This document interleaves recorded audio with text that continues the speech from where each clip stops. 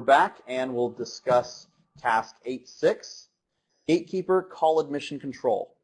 Remember we mentioned that it's probably not the best idea to use location-based call admission control from the CUCM side because that only handles one direction.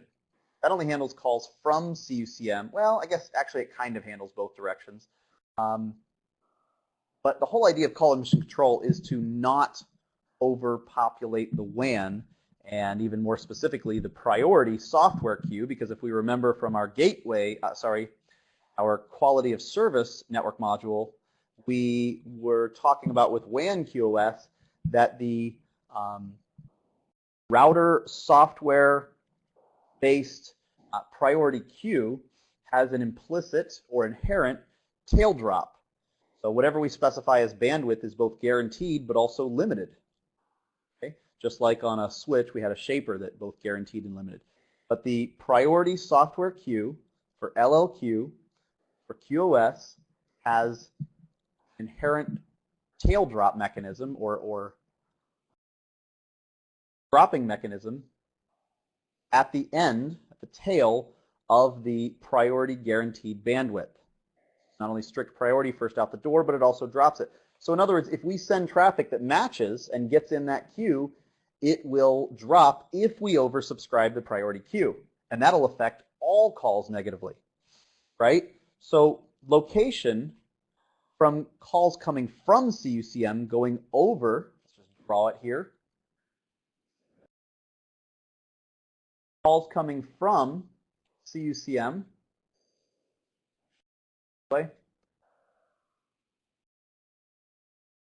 calls coming from phones over to a router,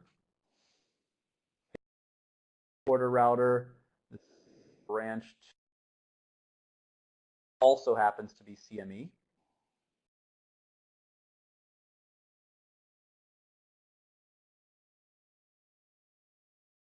Call is trying to come from CUCM down across. Location-based CAC would block it here before it was allowed to enter the egress priority quality of service queue and degrade the whole WAN line, right? However, that same location-based CAC, if the call were coming from, let's say, a different direction, so we'll use a different color, from branch 2 over, it would have to traverse the WAN link before it hits CUCM trunk and then gets blocked by location CAC. So it would oversubscribe the WAN link at the egress, oversubscribe the priority queue, and cause negative tail dropping and quality degradation to all calls in that egress software priority queue. So that's a bad thing, right? Do call admission control here, but those are just two separate places that we have to administer anytime we want to change WAN bandwidth. So what's a better way? CM and phones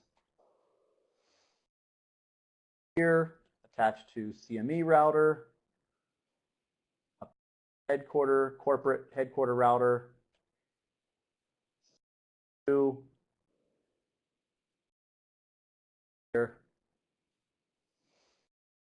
Okay, so what's a better way? Tell the gatekeeper, which happens to be running on this device, but that doesn't really matter. It's this kind of logical device where before the actual call, before the RTP that would oversubscribe goes across the WAN link, what happens first? Call signaling, which is really small. And if the gatekeeper centrally has call admission control defined, then it will handle the central administration, one point of configuration. Anytime anything changes, and we only have 2 sides, that's pretty small, but as I mentioned earlier, I had 40 routers at one site, and certainly many other clusters have many routers or many CMEs. I've worked with deployments that were as high as 500 separate CME sites. Why they hadn't moved to centralized call manager yet, I don't know. Policy standpoint, wanted to test it out thoroughly.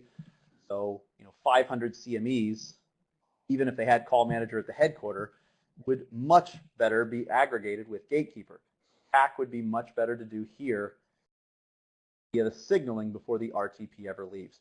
So again, all that's to say, if you're going to use CAC, leave location hub none here and at the device pool, leave it to unlimited, and do your CAC in the Gatekeeper. So we're told to configure CAC, or call admission control, so that only up to 25 calls can traverse between the CUCM and CME in either direction. However, only if each call is G729 or lesser bandwidth per call. Okay, so first of all, we mentioned we'd look at documentation. Let's bring up the CM SRND to begin with, since that'll be on your desktop as a CCIE voice candidate. If we look in here, we first of all, under Cisco Unified Trunks, we have H323 and Gatekeeper controlled intercluster and Gatekeeper controlled H225 for some information about that. We've also got information about trunk redundancy, resiliency, and load balancing. Okay, we're going to get into this, Gatekeeper clustering, which, by the way, they give a nice configuration example of call processing. So under call processing, they also have Gatekeeper redundancy, both with HSRP. Give an example of the HSRP configuration here for Gatekeeper 1 and 2. Are HSRP'd redundant with each other. Very simple config, the standby in groups. Then there's the Gatekeeper clustering, which we're going to take a look at. The HSRP is just too simple to even really bother with. So here we've got 3 gatekeepers that are separate gatekeepers. They're not HSRP, they're not the same configuration, but they're actually clustered together in kind of a full mesh for update protocol configuration. We're going to look at actually that configuration, but we've only got our Seattle site, which is our CUCM, and we've got our CME site, which is in Amsterdam. Okay, so our Gatekeeper for headquarter router and our Gatekeeper for branch 2, those will be clustered together. That's not one of our tasks, but we're going to do it to show how the configuration works, mainly because they do give you an example right here. Actually, they only give you the example for 2 out of the 3 of the routers, for Gatekeeper 1 and Gatekeeper 2. However, it's not necessarily completely clear, maybe is the best way to say, exactly what's doing what here. So we're going to enumerate that. Then there's also something called directory Gatekeeper. So if I have, we can do this in conjunction with HSRP or clustering or whatever else. But directory Gatekeeper, the idea is that, let's just move everything away. If I have a all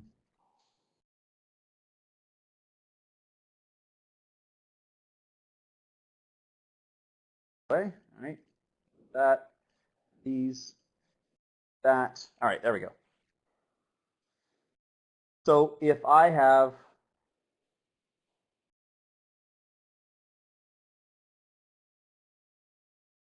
if I've got, let's say, this is really for large scale networks. If I've got, let's say, gateway, gateway, gateway, gateway, gateway. Okay, those are all, the blacks are going to be gateways. Reds are going to be, this is my bad little legend here. And then we're going to have blue equals directory gatekeepers. Okay, the idea here, all my black circles are gateways.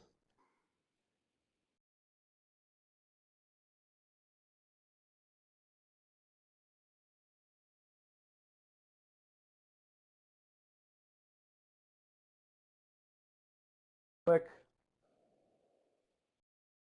Tons and tons of gateways. And for every cluster of gateways, I've got a gatekeeper.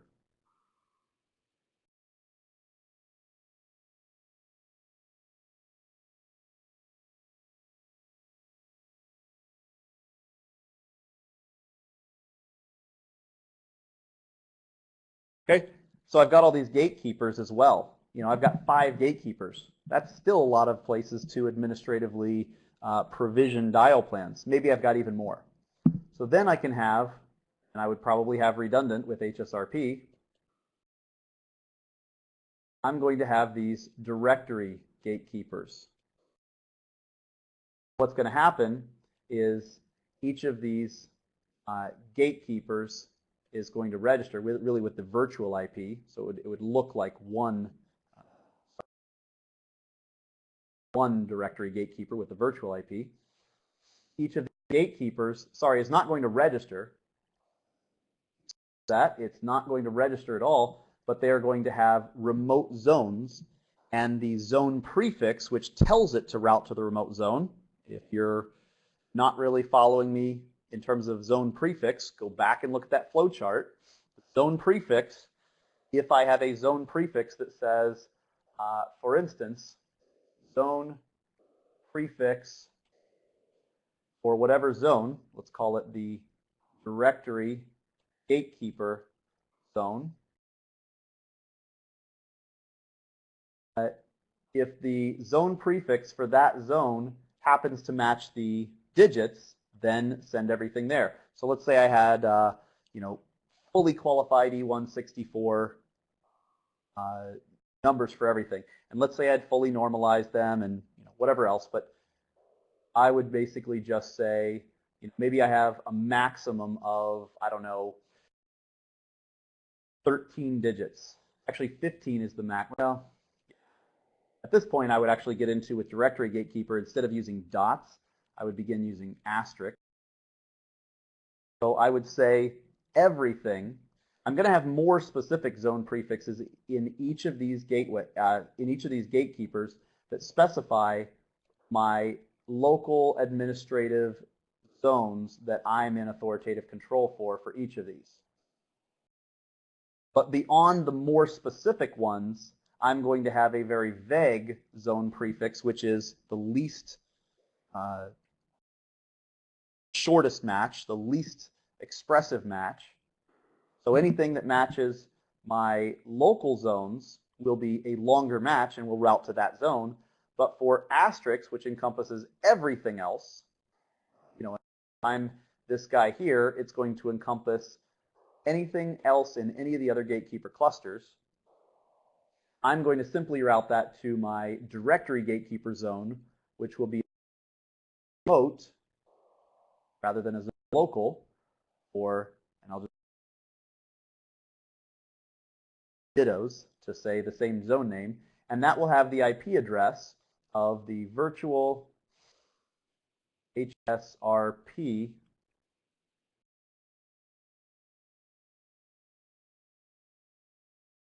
okay, and I'll have this configuration on all of my individual gatekeepers. That'll point everything up to a central command, central directory gatekeeper, and then those will keep each of the 5 zone prefixes, all the zone prefixes that route to each of those 5. That way, not every single gatekeeper has to also contain all the information, not only its own local zones, but for every other zone. Okay? So directory gatekeeper is a way of further simplifying. First of all, gatekeeper was a way of simplifying too many dial peers, too many gateways, too many clusters worth of call routing, like let's say 500 CMEs, without having to create too many dial peers or hundreds and hundreds, 500 plus dial peers on each CME. I just have one that points to RAS, and that points to a gatekeeper. But if I've got 500 CMEs, I've probably got those broken down into smaller gatekeeper clusters, and I would have a directory gatekeeper that then summarizes all of the other. Okay, so it's just a way to further consolidate. And they give examples for that as well. Both the local gatekeeper and then also the directory gatekeeper east and west. And this is where they've got dots, and that's fine if all your numbers are the same length. But if they begin to vary in length, then you're going to have delays while you try to route based on the proper dot length. So star or asterisk becomes a better mechanism at that point. However, one thing to keep in mind is that you need to either stick with asterisks, which are not shown here, or the dots, but do not combine dot and asterisk, regular expressions or wildcards in a gatekeeper configuration. It can very highly likelihood of meeting with very mixed results depending on iOS to iOS, and almost certainly meeting with delays. So there's information about Gatekeeper there. There's also information about call control, call admission control elements, such as iOS gatekeepers. And here is very useful because it tells us a nice table of Gatekeeper bandwidth settings for various call speeds. Notice the way Gatekeeper looks at CAC is it basically says whatever the default codec rate is for a given codec, like 64K for G711, multiply that times 2. Why? Because there's 2 transmit paths. So multiply it, 2 times the transmit paths, right? There's one in this direction and one in this direction. 729 at 8K gets reserved per call in a gatekeeper as 16K. Oh, sorry, I missed a question. David asked the question, can I have multiple directory gatekeepers that connect to each other? Yes, actually. This. So if I'm not drawing all my gateways, let me just draw gatekeepers only here. So I've got, oops, gatekeeper 1, gatekeeper 2, gatekeeper 3. This is for very, very large installations. So my 3 gatekeepers will not even begin to, or maybe 4 gatekeepers will not even begin to give a good example of the size that you would need to scale to kind of require financially, because gatekeeper licenses are so expensive, and then also provisionally, administratively, the amount that you would need. But I can have, let's say,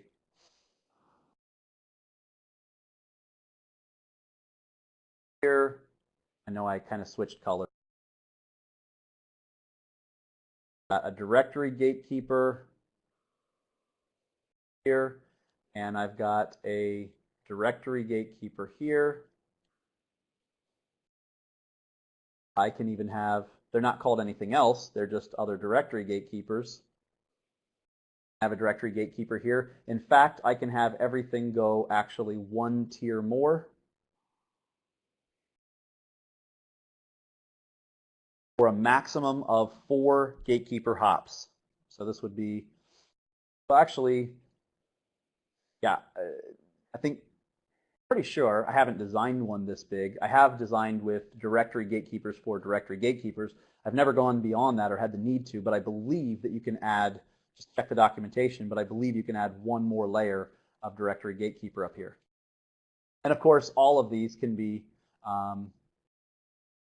would be in a design this big, redundant. In fact, so would your gatekeepers down at even this level.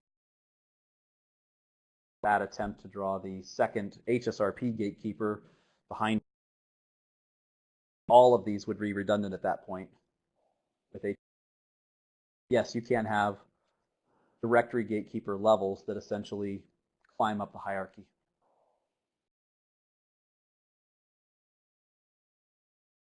Okay, so here we have same thing, 128K video is 256. Basically, whatever the default codec rate is for the voice or video call, double it. Because there's 2. Get that? Then just keep in mind the chart here in the SRND, because you've got that in your lab. And here's a nice example of something that we're going to look at time on that. So there's more information, contents in the SR&D about gatekeepers. There is also, of course,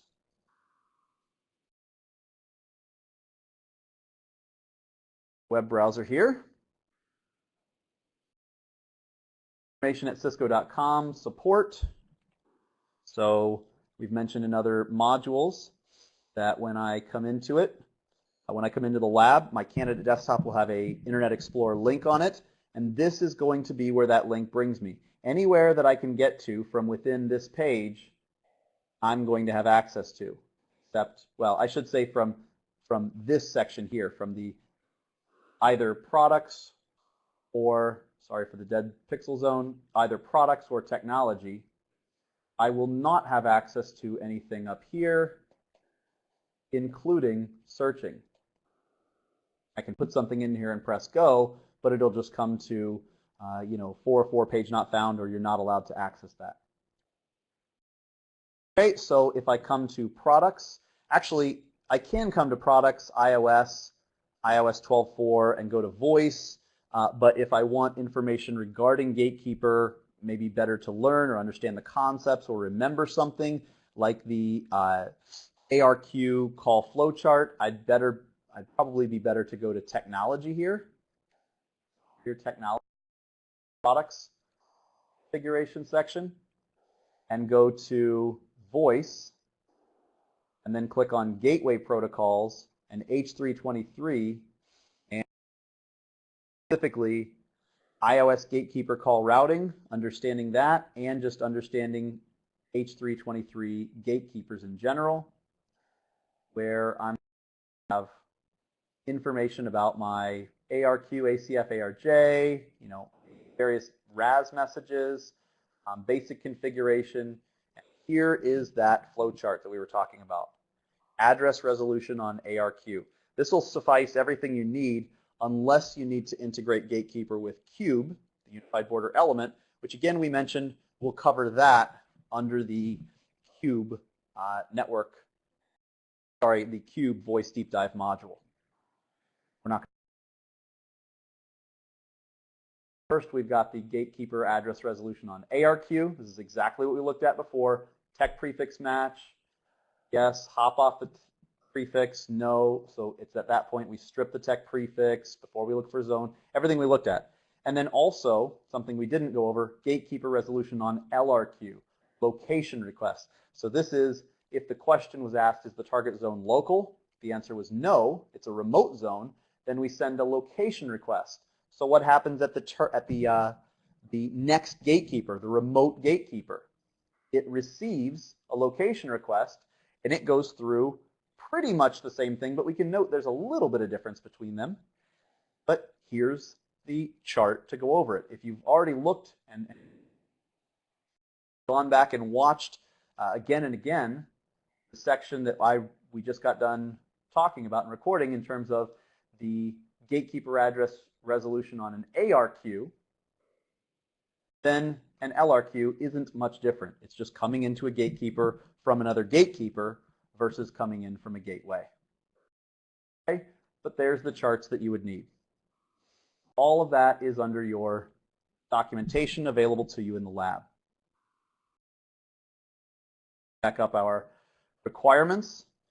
We were told to configure the gatekeeper only so that 25 calls, we already know we're doing G729, can traverse between the CUCM and CUCME in either direction. However, only if each call is G729. By the way, we hadn't earlier required you to use G729. So when I was talking about regions and device pools, you may have been, if you're watching this recording and didn't have a chance to ask live, you may have been wondering, wait a minute, why did you just assume G729? Just because it's across the WAN? No, didn't assume anything. It's actually specified. It's just not specified until later. So if we hadn't done anything forcing it to G729, that would have been fine up until now, but now we would have to come back and make sure regions specified only G729 calls between the two in terms of CUCM side, And from CME, it was the dial peer 101 that pointed to session target RAS that has the default codec that we left the default of G729. Okay, so 25 G729 calls. So why are we saying only if each call is G729? Well, let's take a look. On our corporate headquarter router, big T, and let's actually do show run pipe 2 section gatekeeper, see what we have configured. We've got our local zones, got our security and our zone prefixes. We don't have anything, let's jump into Gatekeeper here. We don't have anything related or pertaining to bandwidth. Okay, the bandwidth command defines our call admission control. We've got something we'll look at maybe a little bit called check destination, but we've got something called inner zone, which configures the maximum allowed bandwidth from a given zone that we specify, unless we use default, to each other zone. So this is interzone or between zones. It has nothing to do with bandwidth inside of a zone. Okay? Because calls can make calls to other gateways inside of a zone. In fact, we're actually going to look at that in the next task. There is remote, so this is only bandwidth allowed to remote zones versus local zones. All of ours are local. They would be remote if we were using those LRQs that we just mentioned the flowchart for. We've also got total. This is the bandwidth allowed for all calls within a zone. Now that also handles between because it's also within. Make a call from within in order to get to between. So this is more restrictive than interzone, which is between. Between, this is within and between. By the way, we typically only use interzone or total, but not both. And then we have session. This is the maximum bandwidth allowed for a single session inside the zone, so or a single call. We are going to use this one in conjunction with something else. So first of all, we've got two local zones. So we're going to want to have an interzone bandwidth between zones. We can just use default if they both have the same bandwidth capabilities. In this case, too. So we'll use interzone, and we'll use the, instead of specifying zone and then saying the name of the zone, like AMS, SEA, we'd have to do that twice. We could do that. Actually, doing it once would probably take effect. We can also say default. So this is just going to take place for all of our local zones. We are told to enter the maximum interzone bandwidth, and we note that it's in kilobits per second. So if we were just told that the default codec rate for G729 is 8, is multiplied by 2, because there's 2 transmit paths, then we have 8 times 2 is 16. That's per call. Our instructions told us to allow 25 calls. So we're going to multiply 16 times 25, and we're going to get 400K. So that's the bandwidth that we'll allow. If we do show do show gatekeeper, zone status, note what we have is the maximum interzone bandwidth is 400K for this zone, and then also for the Seattle zone. Notice what the current interzone bandwidth is. You know what? We actually haven't looked at the session yet. Session information, or sorry, the status information, much less bandwidth. So let's do that now that we have bandwidth configured. So let's bring up our phone, and we'll make a call over to the CME side. 2001, we'll go ahead and hit mute on this side. Answer it. Got feedback. Okay, we know we're using G729 here. You can see that.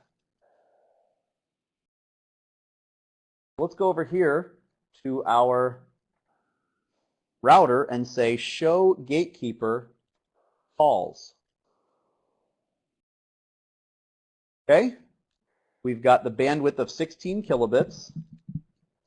We've got an endpoint alias E164 address is 1001. Wait a minute, I thought you said it doesn't register its DNs. It doesn't register its E164 alias DNs, but this is a live call. And this is from the subscriber over to the endpoint alias of 225#3001, tech prefix and actual DN that we're trying to call, over at the call signaling and RAS address both of 177.3.11.1, which is our CME at branch 2. So there's the call. How much is it taking up? It's total taking up 16K. Okay, notice this is one call ID. There's the endpoints involved in the call ID.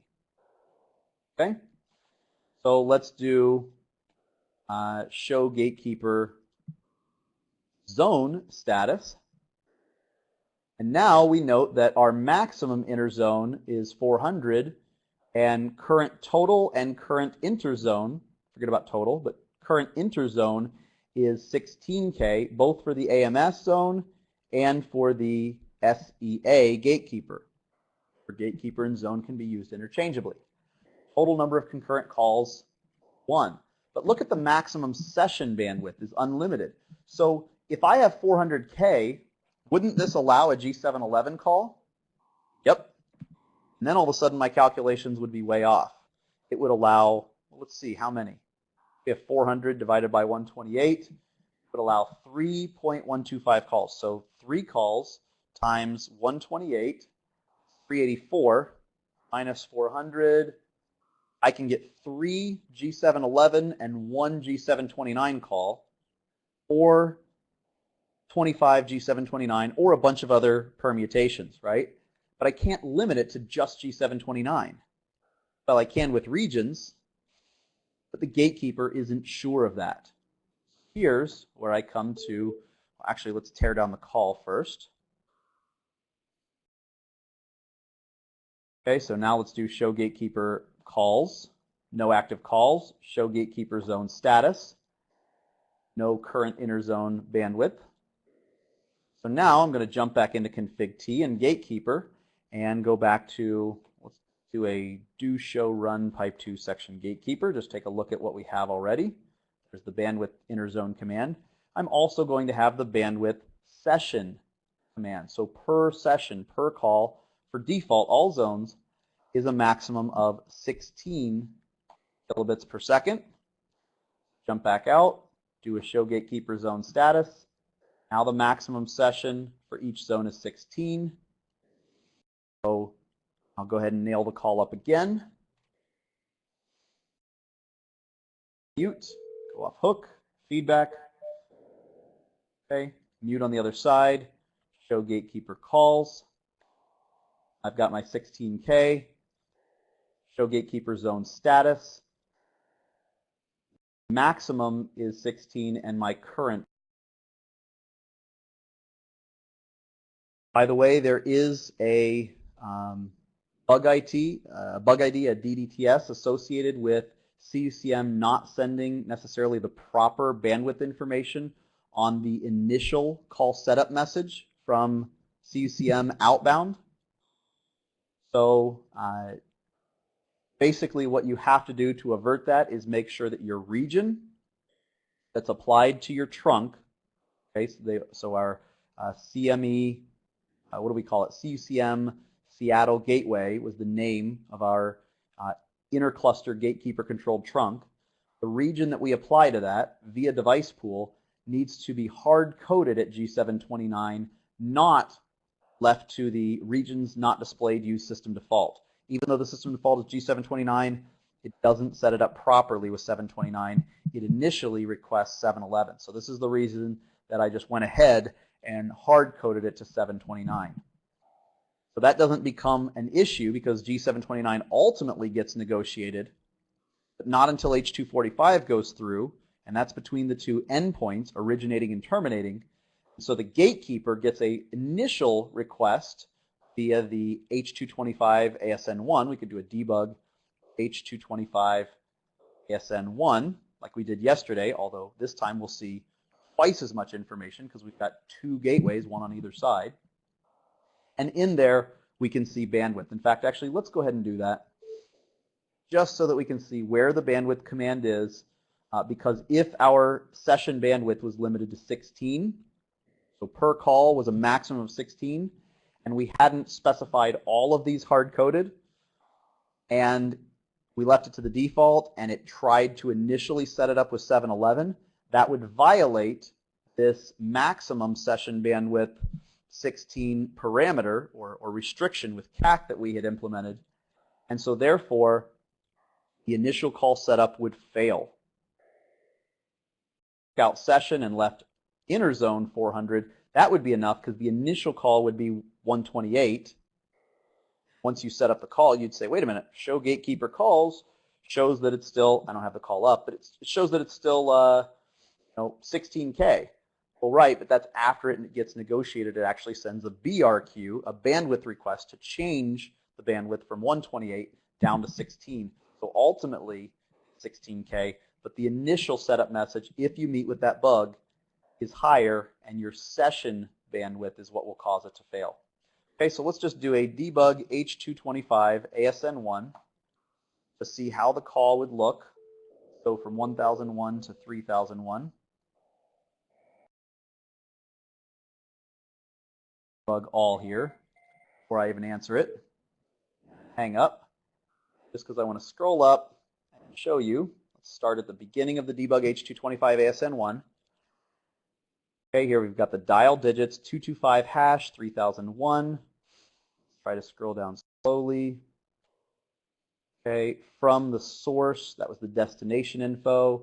From the source info, which isn't really dial digits, but from the source of 1001, the source IP address in hex, and the port in decimal.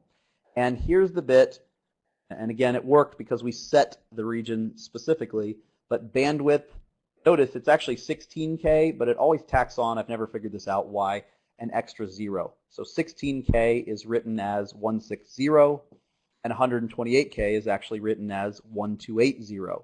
So if we had, let's say, video, a 780, 384K stream, which of course is 768K as far as CUCM and as far as Gatekeeper are concerned, 768K would look like 7680.